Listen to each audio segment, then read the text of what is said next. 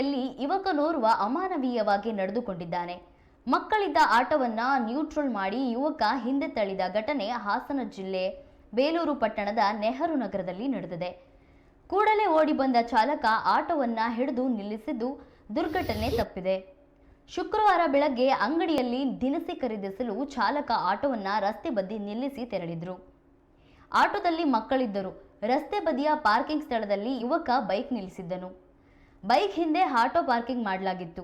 Bike ತೆಗೆಯಲಾಗದೇ ಇರುವಾಗ ಯುವಕ ಪರದಾಡಿದ್ದಾನೆ. ಆಗ ಸಿಟ್ಟಿನಿಂದ ಯುವಕ ಆಟೋ ಬಳಿ ಹೋಗಿ ಮಕ್ಕಳನ್ನು ನೋಡಿಯೂ ನ್ಯೂಟ್ರಲ್ ಮಾಡಿ ಹಿಂದೆ ತಳ್ಳಿದ್ದಾನೆ.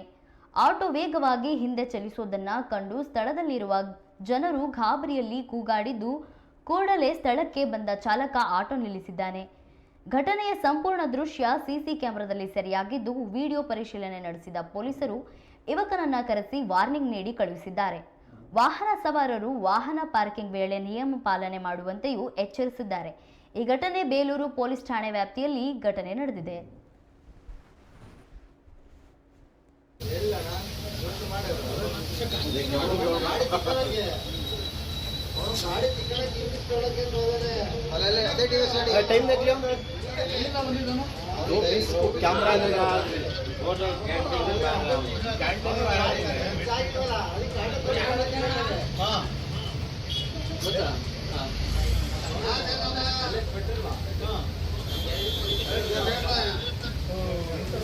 ಯಾರೋಣ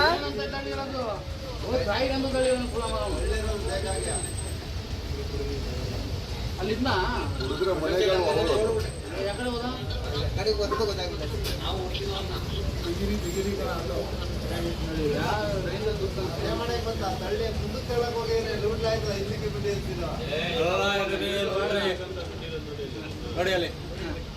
ಯಾವ